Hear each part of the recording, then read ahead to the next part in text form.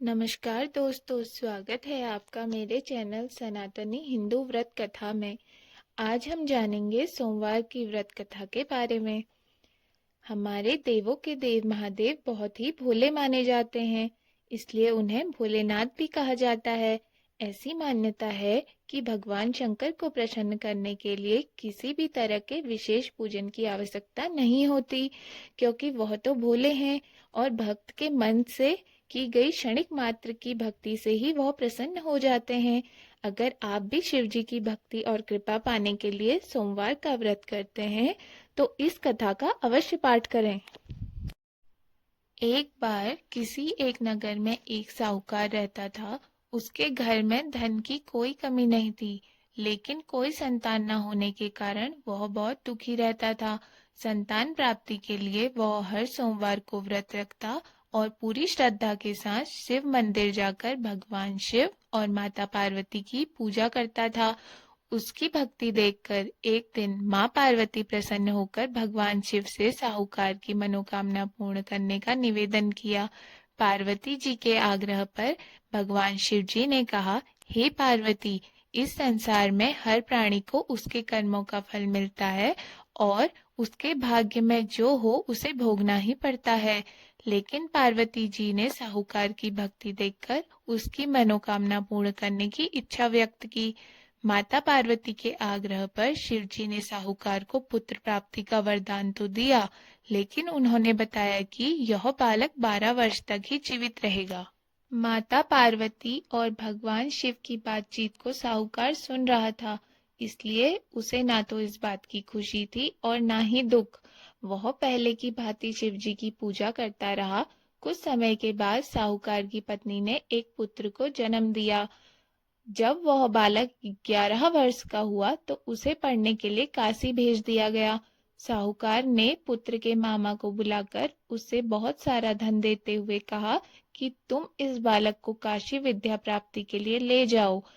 तुम लोग रास्ते में यज्ञ कराते जाना और ब्राह्मणों को भोजन दक्षिणा देते हुए जाना। दोनों मामा भांजे इसी तरह यज्ञ कराते और ब्राह्मणों को दान दक्षिणा देते हुए काशी नगर के लिए निकल पड़े।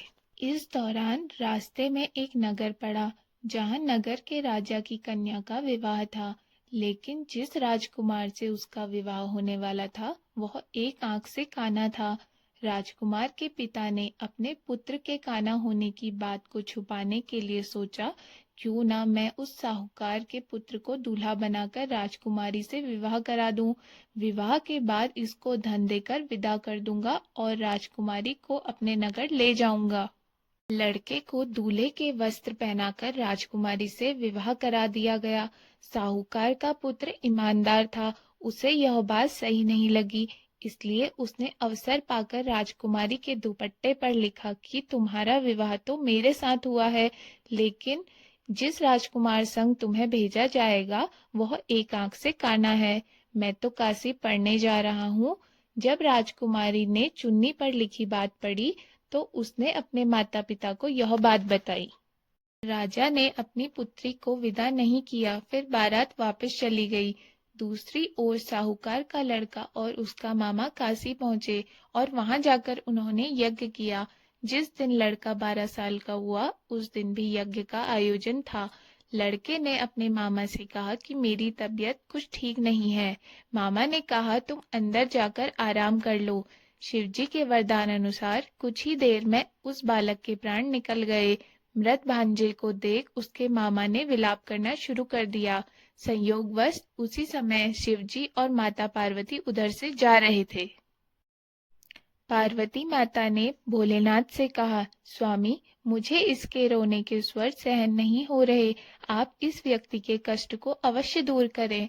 जब शिवजी मृत बालक के समीप गए तो वह बोले कि यह उसी साहूकार का पुत्र है जिसे मैंने 12 वर्ष की आयु का वरदान दिया था।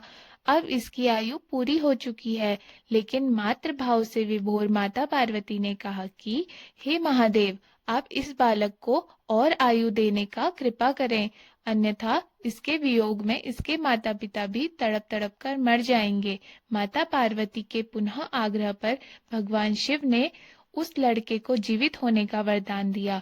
शिवजी की कृपा से वह लड़का जीवित हो गया। शिक्षा पूरी करके लड़का मामा के साथ अपने नगर की ओर वापस चल दिया। दोनों चलते हुए उसी नगर में पहुंचे जहां उसका विवाह हुआ था।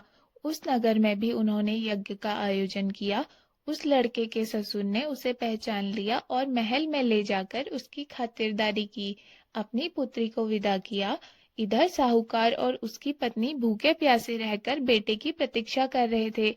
उन्होंने प्रण कर रखा था कि यदि उन्हें अपने बेटे की मृत्यु का समाचार मिला तो वह प्राण त्याग देंगे, परंतु अपने बेटे के जीवित होने का समाचार पाकर वह बेहद प्रसन्न हुए।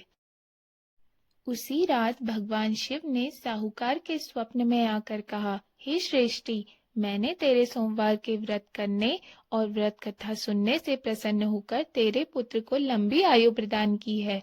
इसी प्रकार जो कोई सोमवार का व्रत करता है या कथा सुनता और पढ़ता है, उसके सभी दुख दूर होते हैं और सभी मनोकामनाएं पूर्ण होती हैं।